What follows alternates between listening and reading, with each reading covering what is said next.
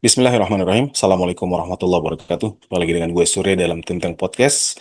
Teman-teman, kali ini gue bikin update video sendiri. Video lagi berhalangan. Setelah kita sempat itu ya kemarin ya, agak beberapa hari alpa atau absen ya. Nah, biasa kita kan hampir setiap hari bikin video terus karena kemarin kita overload, nulis buku juga, nyelesain, dan Alhamdulillah buku untuk naskahnya udah dibilang 100%.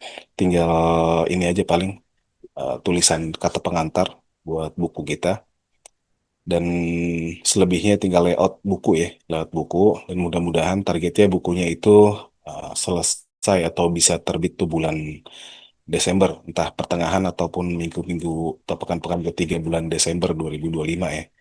Dan insya Allah udah bisa mulai dijual offline ataupun online, dan teman-teman juga udah bisa ngeliat kan dari deskripsi yang kita taruh di bawah, udah bisa mulai tanya-tanya ataupun ya daftar gitu ya. Eh, tapi rencana kita untuk off-road, bukan off-road ya. Apa tuh namanya itu? Off-road sih. eh Roadshow. Roadshow. Oh, bukan off-road ya. Roadshow-nya kita nggak bisa di tahun ini kayaknya karena terlalu hektik ya. Insya Allah kita habis inilah. Yang penting bukunya terbit dulu, kemudian kita akan roadshow insya Allah eh, bulan Januari lah. Mudah-mudahan teman-teman dia siapin nih gajian nih. Gajian. Ya, rezeki lah mudah-mudahan lah. Dan kita akan mulai uh, promosikan keliling sekalian bedah buku. Sekaligus kita juga akan bareng dengan dibarengin sama kampanye musim dingin atau program musim dinginnya dari Spirit of Aqsa. Spirit of Aqsa dari bagian dari AQL atau Ar-Rahman Quranic Learning yang di bawah asuhan Ustadz Bakhtiar Nasir ya. Kita akan bareng sama dalam beberapa roadshow akan bareng dengan Spirit of Aqsa untuk ya saling simbiosis mutualisme atau kerjasama ya, insya Allah. Baik teman-teman, hari ini hari Rabu 19 November 2025. Kita cek dulu di Gaza Media, ada gazamedia.net, ada judul-judul berita yang kita publish hari ini tentang diwarnai tentang kunjungan Muhammad bin Salman, putra mahkota atau de facto ruler atau pemimpin negara de facto bagi Kerajaan Arab Saudi yang sedang berkunjung ke Gedung Putih ya, ke Amerika Serikat setelah 7 tahun ya. Kemarin Muhammad bin Salman pertama kali terakhir kali berkunjung ke Amerika Serikat pada masa pemerintahan Donald Trump yang pertama. Di sana baru setelah setelah kembali menjabat jadi presiden, dia baru balik lagi ke US. Kayaknya emang akrabnya sama Donald Trump ketimbang sama Joe Biden ya. Ini kita lihat ada Trump mengenai yang memuji Saudi sebagai sekutu utama Amerika Serikat non NATO, dari negara-negara non NATO ya. Dan analisis tentang apa yang diperoleh oleh Saudi. Tentu ya analisis pertama yang diperoleh oleh Saudi dari kunjungan ke Amerika Serikat adalah deal pembelian pesawat eh, tempur F-35, eh, pesawat tempur generasi kelima stealth F-35 yang baru kali ini, yang selama ini baru baru dimiliki oleh Israel ya, oleh Israel di kawasan Timur Tengah. Yang pesawat F-35 itu ya banyak berperan dalam menghancurkan Gaza seperti yang kita lihat saat ini. Dan itu kalau memang deal akan dimiliki juga pesawat itu oleh Arab Saudi. F-35 ini pesawat generasi kelima yang punya digadang-gadang punya kemampuan stealth atau kemampuan tanpa terlacak radar paling canggih ya. Dan sekarang ini yang baru baru dimiliki oleh Israel di kawasan. Eh, Kemudian ada berita lanjutan dari kunjungan MBS ke sana adalah Muhammad bin Salman mengenai isu normalisasi dengan Israel. Jadi bagi Donald Trump, kalau Saudi itu deal melakukan normalisasi atau menjalin hubungan diplomatik dengan Israel secara resmi, maka itu ada sebuah pinnacle atau sebuah capaian tertinggi dari eh, karir dia sebagai pelayan negara Israel ya. Bisa membuat deal dengan negara Islam paling utama di dunia lah. Kalau secara jumlah penduduk Indonesia, Pakistan paling banyak, tapi ya kalau bisa punya hubungan dengan Saudi, di mana sana ada dua tanah suci, Mekah dan Madinah. Kalau berhasil Israel bikin hubungan dengan Saudi, maka sebuah puncak dari keberhasilannya, kata mereka. Kita bacakan Muhammad bin di Garis Media, MBS atau Muhammad bin Salman siap normalisasi dengan Israel, asalkan atau tapi dengan syarat negara Palestina terbentuk. Pangeran Mahkota Arab Saudi Muhammad bin Salman atau MBS menyatakan siap bekerja menuju normalisasi hubungan dengan Israel melalui program Abraham Accords atau Perjanjian Ibrahimiyah. Asalkan kesepakatan tersebut menjamin adanya jalan yang jelas menuju pembentukan negara Palestina. Hal itu disampaikan dalam pertemuan dengan Presiden Amerika Serikat Donald Trump pada hari Selasa kemarin, tanggal 18 November 2025. Pernyataan tersebut dinilai penting karena Gedung Putih atau AS sebelumnya meminta Riyadh, yakni Saudi, untuk menunjukkan kemajuan pada isu normalisasi menjelang pertemuan kedua pemimpin. Meski demikian, pejabat AS menyebut perbedaan posisi antara Saudi dan Israel masih cukup lebar. Perlu kita sampaikan, kita ulang lagi ya, bahwa sekitar beberapa pekan lalu, ketika Saudi kembali menegaskan bahwa hubungan diplomatik dengan Israel itu harus dibarengi dengan terbentuknya negara Palestina, maka pernyataan itu atau syarat itu direspon keras oleh Bezalel Smotrich, Menteri Keuangannya Israel, yang mengatakan kalau Saudi masih tetap ngotot dengan adanya negara Palestina sebagai tukar tambah atau dengan deal hubungan normalisasi dengan Israel, maka Saudi silahkan ini deh, kita nggak perlu itu, Saudi silahkan terus mengendarai onta gitu ya. Maksudnya kalau nggak berhubungan dengan Israel ya sama aja lu kayak tinggal di apa zaman zaman terbelakang gitu. Keep riding camel gitu ya. Terus saja kalian mengendarai onta katanya kalau emang terus ngotot menjadikan Palestina sebagai syarat hubungan dengan Israel ya. Dan belakangan justru pernyataan Smotrich itu mendapat kritik dari fellow citizen-nya atau dari sesama pejabat-pejabat di Israel karena emang buruk buat citra Israel yang sekarang benar-benar lagi jelek di mata dunia ya. Dan pernyataan-pernyataan seperti itu hanya akan menambah citra bagi Israel yang semakin turun ya. Kita baca lagi dalam konferensi pers seusai pertemuan eh, dengan pertemuan tertutup antara MBS dengan Trump. Trump mengatakan telah menyinggung peluang Saudi bergabung dengan Abraham Accords. Saya pikir saya mendapat gagasan atau tanggapan positif. Nah ini teman kita, selain next ini kita mau ngasih juga nih videonya yang udah banyak beredar di media sosial. Waktu di sini kita ambilin dari YouTube, gua terjemahin pelan-pelan ya. Ini ada video kunjungan berdua pertemuan antara MBS dengan Donald Trump di salah satu ruangan di Gedung Putih. Ini biasanya uh, Trump mengadakan jumpa pers bersama dengan tamu negaranya ya. Kita play. Ya, kata MBS, kita percaya kita sedang uh, mempunyai hubungan yang baik dan ini adalah sebuah hal yang baik berhubungan dengan Saudi dengan Amerika Serikat.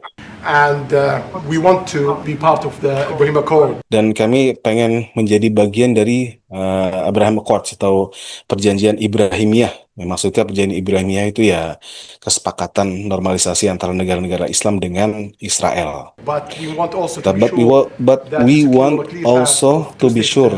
solution. Selanjutnya. Today we have a healthy discussion with Mr. President that we're going to work on that to be sure that we can prepare the right situation as soon as. Tapi kami juga syaratnya dengan ikut dengan Abraham Accords, kami juga pengen ada kejelasan tentang path atau jalan menuju terbentuknya dua negara antara Palestina dan Israel. And today we have a healthy discussion with Two-state Mr. solution. President that we're going to work on that Hari ini kita melakukan hubungannya atau komunikasi yang baik dengan Donald Trump to be katanya, sure that we can prepare the right situation as soon as possible. dan kita akan usahakan itu katanya. Kata Bin Salman, Donald Trump, kita akan mengupayakan two-state solution antara Israel dan Palestina sebagai bagian dari bergabungnya Saudi ke dalam Abraham Accord.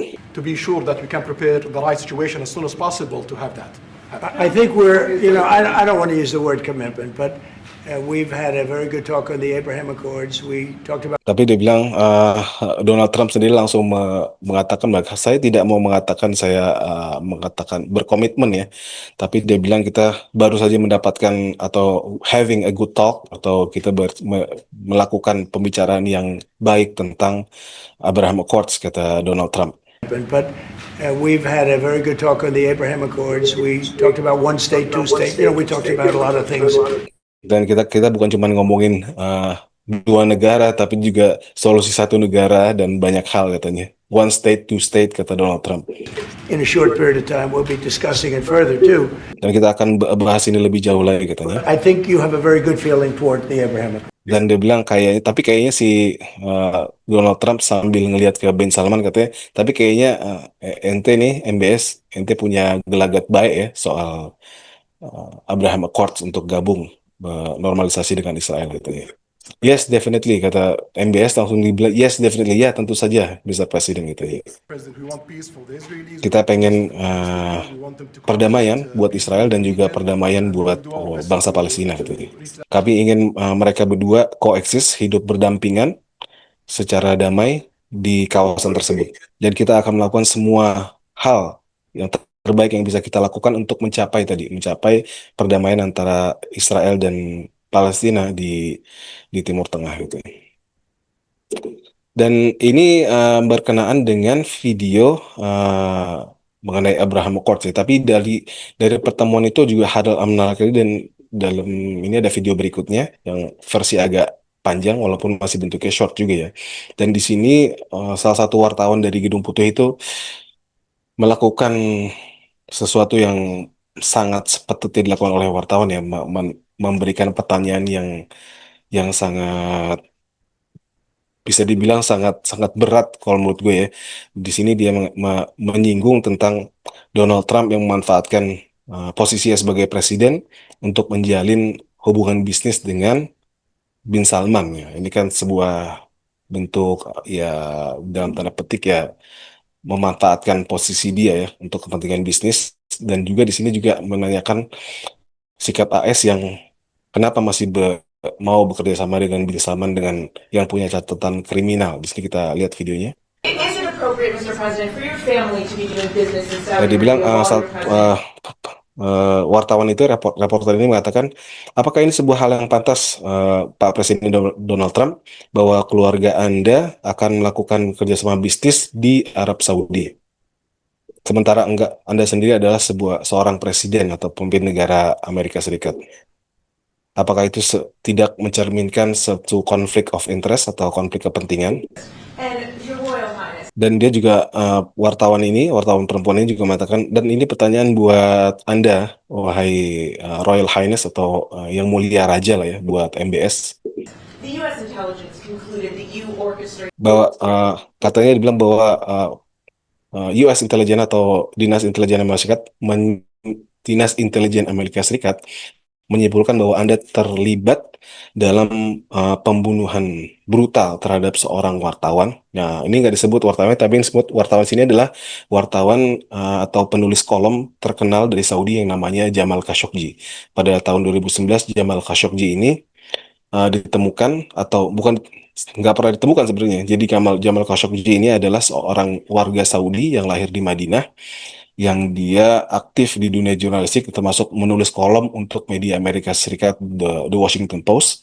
Tapi sekitar sebelum tahun 2018 tentunya, karena dia ditemukan dia dikabarkan tewas pada tahun 2018. Itu sebelum 2018 dia ada keluar dari Saudi, dan dia salah satu negara yang dia tuju adalah untuk menetap di Turki.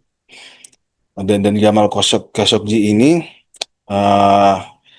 terakhir kali dilacak ada di kedutaan, atau bukan kedutaan, konsulat nih, kantor konsulat Arab Saudi yang ada di Istanbul, Turki. Dia terlihat terpantau masuk ke dalam konsulat lewat CCTV-nya, rekamannya, tapi dia tidak pernah keluar dari gedung konsulat itu setelah dia masuk. Dan menurut banyak hasil penyelidikan termasuk dari Turki dan dari Amerika Serikat juga, bahwa tim dari MBS, tim dari putra mahkota Arab Saudi ini mengirim sekelompok tim yang terdiri dari dokter, diantaranya dokter forensik, ada juga dari aparat keamanan yang bekerja sama untuk melakukan eksekusi terhadap Jamal Khashoggi karena dinilai telah menjadi ancaman bagi para penguasa ya, penguasa Saudi saat itu. Dan inilah warujun sampai sekarang mayatnya Khashoggi tidak pernah ditemukan karena tim itu dikabarkan bekerja dengan sangat rapi. Ada yang tugasnya mengeksekusi, ada yang tugasnya memutilasi, kemudian melebur atau menghancurkan uh, jenazah atau mayat dari Khashoggi sampai tidak ada jejaknya sama sekali. Dan ini wartawan Amerika Serikat itu menanyakan apakah The U.S. intelligence concluded that you orchestrated the brutal murder of a journalist. 9/11 families are furious that you are here in the Who Oval are you Office. with? Who are Why you? should Americans Who trust are you with? ABC News, sir? Fake news. ABC fake news. bagaimana Anda yang sekarang mendapatkan predikat tadi kok masih bisa di sini gitu. Anda terlibat dalam pembunuhan brutal terhadap seorang wartawan, termasuk juga warga atau keluarga dari korban peristiwa 9/11 juga marah pada Saudi katanya. Dan Anda sekarang karena Anda sekarang ada di Oval Office atau ruang oval di White House. Dan ini langsung direspon pertanyaan wartawan tadi sama Donald Trump. Lu wartawan kerja di mana katanya?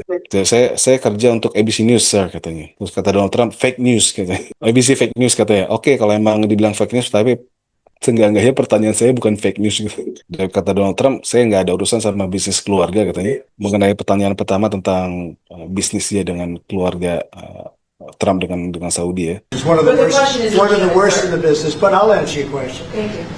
I have nothing to do with the family business. I have left, and when I've devoted 100% of my energy. What my family does is fine. They do business all over. They've done very little with Saudi Arabia, actually. I'm sure they could do a lot. And anything they've done has been very good. That's what we've done. We've built a tremendous business for a long time. I've been very successful. I decided to leave that success behind and make America very successful. And I've made America more successful by far than it ever was, and that it ever could have been no matter who was president. There would be nobody bringing in $21 trillion, that I can tell you right now. As far as this gentleman is concerned, he's done a phenomenal job. You're mentioning somebody that was extremely controversial.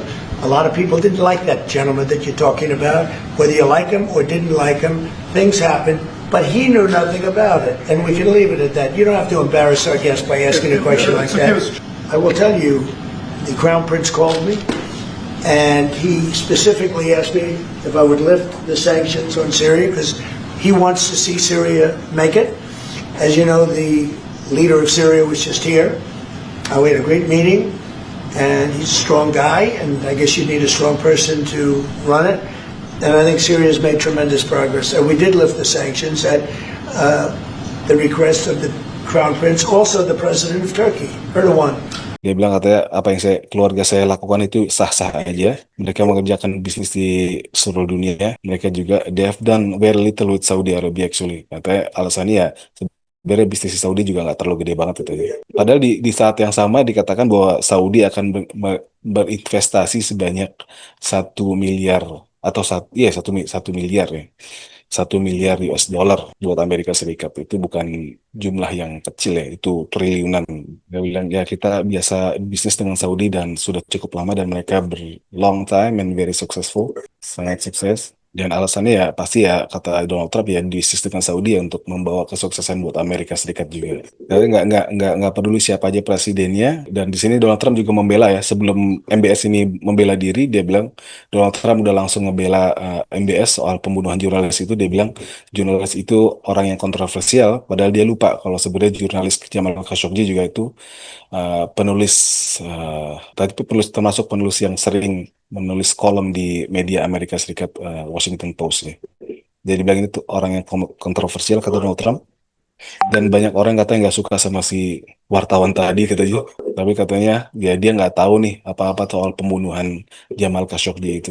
Dan lu nggak usah malu-maluin tamu kita nih di acara begini kata Donald Trump kepada wartawan tadi dengan nanya pertanyaan kayak tadi. Di sini juga ngebawa-bawa ke isu tentang Suriah bahwa Ben Salman dia bilang dan ini emang gua rasa emang Donald Trump juga paham dengan psikologis dunia Islam internasional juga mengenai ya karena emang Presiden Suriah yang baru dan Ahmad Asyara juga sedang menggalang banyak dukungan untuk rekonstruksi Suriah ya karena Suriah juga jangan lupa bukan cuma Gaza yang hancur tapi Suriah juga udah hancur parah dan butuh dukungan untuk recovery dan salah satu pihak yang digadang-gadang adalah Saudi. Dan Saudi sini juga dibalik upaya gitu ya untuk ngasih posisi tawar supaya Suriah itu bisa dicabut sanksinya biar dia mudah untuk melakukan transaksi bisnis dengan negara luar dan juga supaya mudah untuk masuk bantuan-bantuan rekonstruksi ke Suriah ya. Dan ini salah satunya kata Donald Trump yang berperan dalam dicabutnya sanksi buat Suriah dan mungkin upaya rekonstruksi Suriah adalah Saudi yang memberikan jaminan kepada Donald Trump ya. Dan dia juga pemimpin Suriah juga baru pulang nih kebetulan dari juga baru datang ke Gedung Putih ketemu Donald Trump katanya. Jadi kita melakukan pertemuan yang baik katanya. Dia seorang yang kuat dan dia adalah orang yang cocok atau orang yang kuat untuk untuk memimpin Suriah ke depan gitu. Oke, teman-teman, dan ini ada juga bagian dari video tentang jawaban Muhammad bin Salman terhadap pertanyaan pembunuhan Jamal Khashoggi ya. About the journalists, it's really painful to hear, anyone that been losing his life for, no real purpose or nothing illegal way, and it's been painful for us in Saudi Arabia. We've did all the right steps of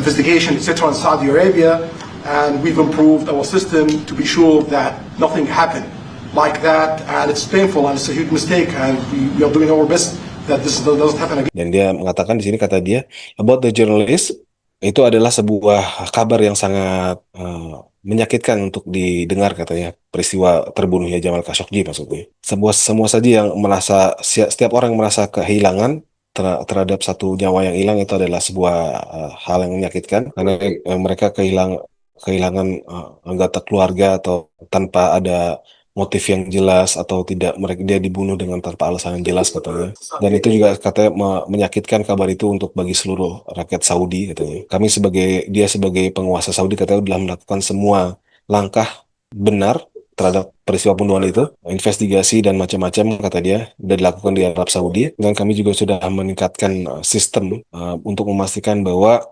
tidak akan terjadi hal yang serupa seperti itu lagi katanya. Dan itu sebuah kabar yang menyakitkan katanya dan itu sebuah huge mistake kesalahan yang besar dan ini adalah sebuah hal besar dan kami pastikan kata Bin Salman hal seperti itu pembunuhan jurnalis tidak akan terjadi lagi. Dan ini sebenarnya mengisyaratkan bahwa sebenarnya emang Bin Salman nggak pernah mengakui dia salah, tapi dan ini ketika peristiwa ini terjadi tahun 2018 itu Presiden Turki Recep Tayyip Erdogan bersuara sangat keras karena itu dilakukan di negara dia di Istanbul di kantor konsulat terjadi satu ya peristiwa pembunuhan ya yang dilakukan di tanah negara yang berbedaulat itu sempat tegang waktu itu hubungan diplomatik antara Saudi dengan Arab Saudi ya.